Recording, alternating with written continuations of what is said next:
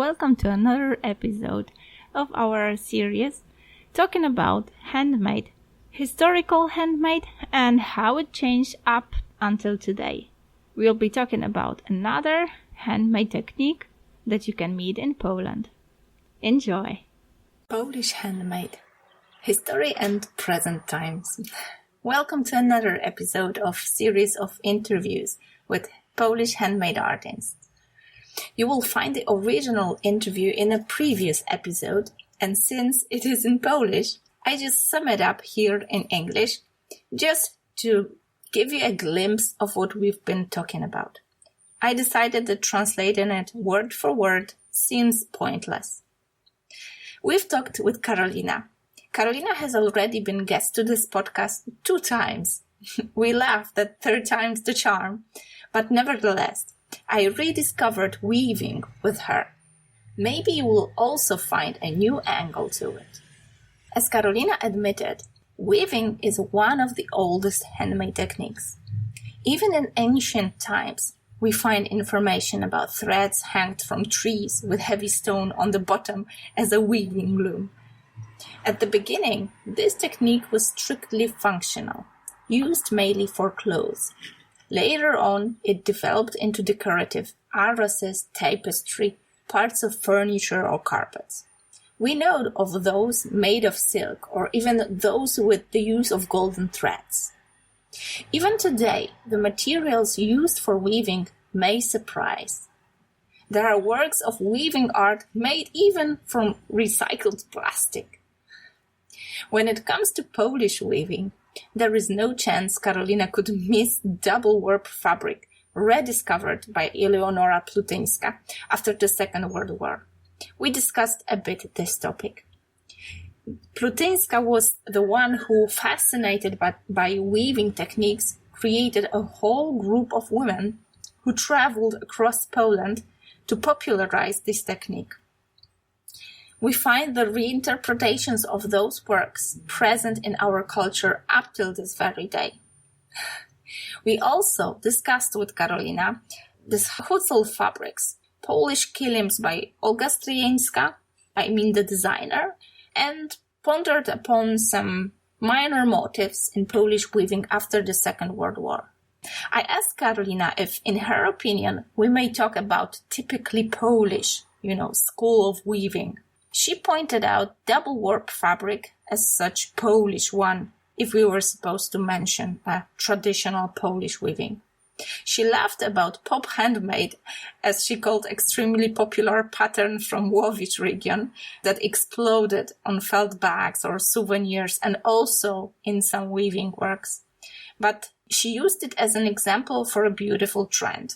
A so to say comeback of old patterns in a new, up-to-date, remodeled or modernized form. Karolina quickly went back to technique that she is most fluent at. Weaving at a weaving frame.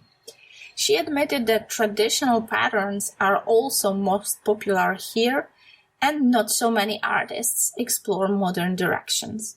I can see the field for her as well. She wondered if that is because how much of a time-consuming technique this is. There is no point to start weaving for an hour or 2, as she admits. 3-4 hours is the minimum she plans in order to actually see some results, as she says, a certain bearable level of satisfaction. I asked her, a bit provocatively, how she sees weaving in the contrast to our faster and faster pace. Our everyday packed tightly up with various tasked lives. And thus she sees weaving as, directing into simplification, making it even quicker. She admitted she does not think so, but quite the opposite. She assumes that only one thing we need to change is the use of such art. She thinks it will shift from applied arts more and more into miniatures, collections of individual pieces of weaving art, etc. She admitted that with small forms there is even more work than with those spectacular oversized wall decorations. Thus, she assumes those will be the direction to go also for her advancement. Those jewelry precision works, as she called her, will be a breath of fresh air into this technique and a test for many weaving hands. I also believe that this is going to be a luxury to afford weaved miniature piece of art, especially in those crazy hectic times where every hour is a precious thing that we lose. I invited Karolina to discuss the manner in which she will teach weaving during our future workshops. Hopefully Corona will end one day and we will get back to our handmade workshops here in Poznań or in many other places we visit. She admitted that she is planning to go small, meaning her weaving frames will not be huge as usually, but quite the opposite. She will go into this miniaturization direction. Maybe she will aim at creating works that can be framed just like paintings. She also shared her plans to use weaving warp as a visible element of her works. I must admit, she got me very curious with that, and I really hope we will manage to show you those techniques, her ideas during workshops. One thing I managed to make Karolina promise to us, she will share photos of her works in the article on our project's webpage, so I can gladly welcome you to this page. It'll be linked down below. What I can add from myself, those little things you sometimes remember most, even if they seem unimportant. She surprised me with information that weaving is a little bit like painting. She does a couple of threads and then she moves away to look at the fabric from a distance. Does a couple more and then again she moves back. And the process repeats until the whole work is ready. How much does it remind us of, mindful actions? That's something to be taught.